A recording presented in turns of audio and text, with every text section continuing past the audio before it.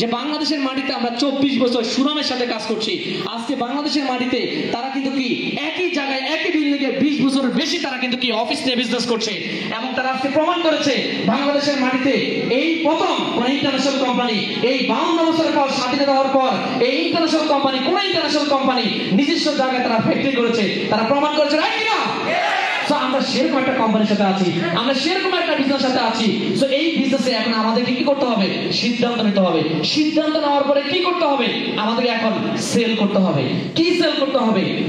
আপনারা এখানে এসেছেন, আপনারা কি প্রোডাক্ট সেল করার জন্য এসেছেন? নো, আপনারা এখানে কিন্তু বিজনেস করার জন্য এসেছেন, রাইট কিনা? সো যারা সেল করে তারা কিন্তু আসে নাই, যারা সেল করে তারা কিন্তু আসে নাই। আমরা কি সেল করব? আমরা নিজেকে সেল করব। আমরা যদি নিজেকে সেল করতে পারি, প্রোডাক্ট সেল হবে অটো, প্রোডাক্ট সেল হবে এমনিতেই সেল হবে। সো নিজেকে সেল করা শিখুন। নিজেকে সেল করা কিন্তু কি আপনি নিজেকে সেল করার যেই কলাকৌশলগুলো সেগুলো আপনি শিখুন। আমরা ছোটবেলায় কিন্তু অনেক বেশি কিন্তু কি আমরা অনেক বেশি আমরা পারদর্শী ছিলাম সেলসের জায়গায়। আমরা ছোটবেলা পিচ্ছি একদম নবজাতক শিশু যখন ছিলাম তখন অনেক বেশি আমরা এক্সপার্ট ছিলাম আমরা সেলসের জায়গায়। দেখবেন মায়ের কিন্তু যখন ছিলাম তখন কান্না করতাম, মা কিন্তু কান্না শুনে আমাদেরকে কিন্তু কি বুঝতো তার এখন কি দরকার, রাইট কিনা? তার মানে কি আমি তখন সেল করছি, আমার কান্নাটা সেল করার কারণে সে কিন্তু বুঝে গেছে, রাইট কিনা? তাহলে আমি অনেক ট্যালেন্ট ছিলাম, রাইট কিনা? আমি কিন্তু কি ছোটবেলায় অনেক ধরনের কাজ করছি, অনেক ধরনের অ্যাক্টিভিটিস করছি যেগুলো আমার মা বাবা বুঝতো। তাহলে আমি ওই সময় কিন্তু কি অনেক ধরনের কিন্তু কি ট্যালেন্ট ছিলাম। সো আপনাকে এখনো সেরকম ট্যালেন্ট হতে হবে, এমন কিছু করতে হবে, এমন ভাবে কিন্তু নিজেকে তৈরি হতে হবে যেন আপনার সামনে কোনো একজন ব্যক্তি যখন আসে তাকে অবশ্যই প্রোডাক্ট পারচেজ করতে হবে, তাকে অবশ্যই বিজনেসে যুক্ত হতে হবে। নিজেকে এমন ভাবে তৈরি করেন, নিজেকে এমন ভাবে আপডেট করেন, তাহলে কিন্তু কি সেলস করা কোনো ব্যাপার না। তো আগে নিজেকে সেল করতে হবে। প্রোডাক্ট সেল হবে অটো। সো প্রোডাক্ট সেল করার জন্য ডিএক্সএল বাংলাদেশ ফ্যাক্টরি করেছে। 2025 সালে বাংলাদেশে একটা বিপ্লব করতে যাচ্ছে, একটা জোয়ার উঠতে যাচ্ছে। আপনি সেই বিপ্লবে সেই জোয়ারের সৈনিক হতে চান?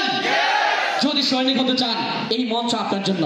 এই মঞ্চে আপনাকে বলতে ওয়েলকাম জানাচ্ছি মিস্টার করিম, ওয়েলকাম জানাচ্ছি মিস্টার সিদ্দিক, ওয়েলকাম জানাচ্ছি মিস্টার রাসেল সাহেব, ওয়েলকাম জানাচ্ছি mister dot dot dot dot. কি বল সবাই? প্রস্তুত আছেন সবাই? নাকি ওখানে বসে করতালি দিবেন ভাই? নাকি ওখানে বসে হা করে তাকিয়ে থাকবেন? নাকি ওখানে বসে কান পেতে শুনবেন? নাকি ওখানে বসে আফসোস করবেন? নাকি এখানে এসে কথা বলবেন? কথা বলবেন, আপনার সাকসেস স্টোরি শেয়ার করবেন।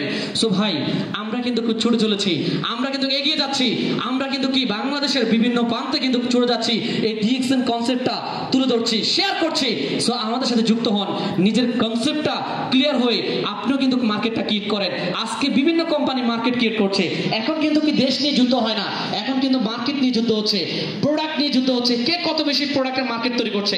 আজকে ওয়ালটন যাচ্ছে, তার সব বেশি কাস্টমার তৈরি হোক। আজকে আরএফএল কোম্পানি যাচ্ছে, তার সবচেয়ে বেশি কাস্টমার তৈরি হোক। আজকে কিন্তু কি সনি র্যাঙ্কস, আজকে স্যামসাং, নোকিয়া, আজকে বিভিন্ন কোম্পানি যাচ্ছে তার মার্কেট তৈরি হোক। সেম আমরাও চাচ্ছি আমাদের মার্কেটটা তৈরি হোক। সো আপনি কতজনের মার্কেট তৈরি করবেন? আপনি কতজনের মার্কেট তৈরি করবেন? শুধুমাত্র বাংলাদেশ, সারা পৃথিবীতে 700 কোটি প্লাস মানুষ আছে। আপনি 700 কোটি মানুষকে টাচ করতে পারবেন, এই 700 কোটি মানুষের কাছে সেল করতে পারবেন, এই 700 কোটি মানুষকে আপনি কিন্তু এই সিস্টেমে নিয়ে আসতে পারবেন। মার্কেট আপনার অনেক বড়, ওয়ালটনের বড় না, আরএফএল এর বড় না, স্যামসাং এর বড় না, আপনার বড় মার্কেট। আপনি চাইলে কিন্তু কি 700 কোটি মানুষকে টাচ করতে পারবেন। এখন দেখেন কি নিয়ে কিন্তু যুদ্ধ হচ্ছে, এখন কিন্তু দেশ নিয়ে যুদ্ধ হয় না। দেখেন আমেরিকা, তারা কিন্তু কি অস্ত্রের মার্কেট তৈরি করার জন্য যুদ্ধ করছে। বিভিন্ন দেশে তারা কিন্তু অস্ত্র দিয়ে মার্কেট দখল করতে যাচ্ছে। রাশিয়া, তারা কিন্তু তেলের মার্কেট তৈরি করার চেষ্টা করতেছে। দেখেন তেল বন্ধ করে দিচ্ছে, আজকে কিন্তু সারা দেশে হাহাকার, রাইট কিনা? আজকে দেখেন আফ্রিকা, তাদের দেশে কিছু নাই, কিন্তু তাদের দেশে কিছু নাই, ওখানকার মানুষ কিন্তু মাটি খাই জীবন যাপন করে, রাইট কিনা? আমাদের কিন্তু অনেক সম্ভাবনা আছে, তারপরে এই সম্ভাবনা আমরা বুঝি না। আমরা সেই আফ্রিকা মহাদেশের মতো কিছু মানুষ আমরা মাটি খেয়ে জীবন যাপন করি। সো বন্ধুগণ, এখন আমাদেরকে পরিবর্তন হতে হবে।